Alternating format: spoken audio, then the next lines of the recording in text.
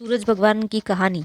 एक माँ बेटी थी। माँ गाय चराने जाती। चैत्र का महीना आया, सूरज रोटा का रविवार आया। माँ ने बेटी से कहा, बेटी आज तेरे व मेरे रोट बना ले।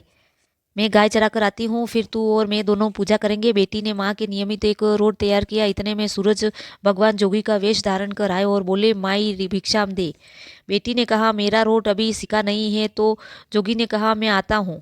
बेटी ने सोचा, जातक खाली नहीं जाना चाहिए, और उसने माँ के रोट में से किनार खांडी करके जोगी को थोड़ा रोट दे दिया। माँ गाय चराकर आई, बेटी से बोली, मेरा रोट कहाँ है? खंडित रोट देखकर माँ बावली हो गई। वो बोली, घी रोटो दे, रोटा मैली करो दे।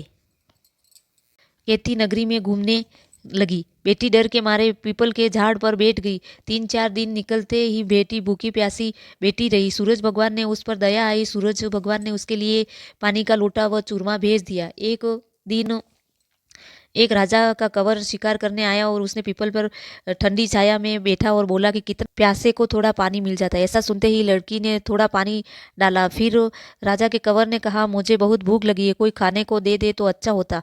तो लड़की ने ऊपर से चूरमा डाला। कंवर की भूख प्यास मिट गई। वो विचार करने लगा कि यहाँ कोई है। ये सोचकर राजा ने अपने सिपाहियों को पीपल के पेड़ पर खोज करने भेजा। उन्होंने सब जगह देखा तो उन्हें कुछ नहीं मिला। तो राजा कंवर खुद ऊपर चढ़ा तो ढूंढा तो वो लड़की मिली। राजकुमार ने कहा, तू कौन है? तब लड़की ने अपनी कहानी सुनाई। राजा के कंवर ने कहा, मेरे साथ शादी करेगी? तो लड़की बोली, आप तो नगरी के राजा हो, मैं तो गरीब व अनाथ लड़की हूँ, मेरे कोई नहीं है। राजा जी माने नहीं। गाजे बाजे के साथ उस कन्या से पीपल के नीचे घर ले गए और बहुत दिन बीते। एक दिन माँ घूमती घूमती महल के बाहर पहुंच गई और दरवाजे और आवाजें देने लगी, घी रोटो दे, घी रोटा मैली कोर दे। बेटी छत पर खड़ी देख रही थी। रानी सिपाहियों को भेजकर माँ को बुलाया और कमरे में ठहराया, कमरा बंद कर दिया। एक दिन राजा जी ने सारी चाबियां मांगी और रानी 6 कमरों में चाबियां दी और एक 7वें कमरे की चाबियां नहीं दी। राजा ने जीत करके 7वें कमरे की चाबी लाकर 7वां कमरा खोला तो आगे सोने की शिला देखी। राजा ने रानी से पूछा, ये क्या है? रानी ने कहा कि ये मेरे पियर की भेंट है। राजा बोले, हमको आपका पियर देखना है। रानी ने कहा, मेरे पियर नहीं है, आप तो मुझे पीपल के पेड़ के नीचे से ब्याह कर लाए थे। राजा हट करने लगे और तो रानी सूरज भगवान से विनती करनी लगी और 1.25 पहर का पीहर वासा मांगा और राजा रानी पीपल के पेड़ के नीचे आए।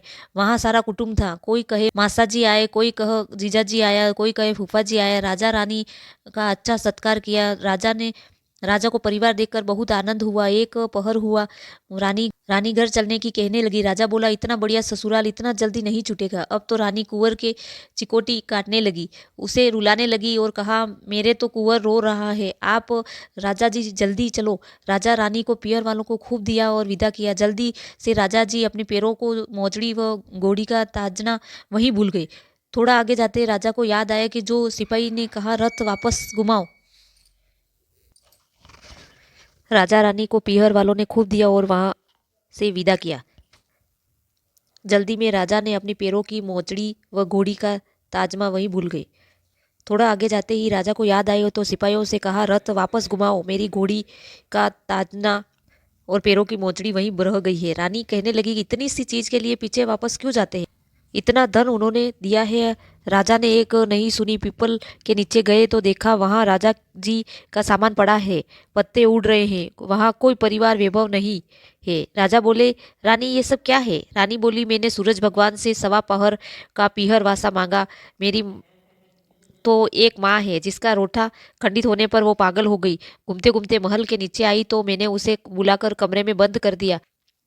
उसकी सोने की शिला हो गई। इतना सुनते ही राजा ने नगर में ढिंढोरा पिटवाया कि चैत्र के किसी भी रविवार को पीहर वासे के लिए सूरज जी का व्रत करना चाहिए। सूरज भगवान ने रानी पर प्रसन्न हो उसे पीहर वासा दिया और वैसे ही सब पर सूरज भगवान कृपा करे। खोटी री खरी अधूरी पूरी। सूरज भगवान की जय हो।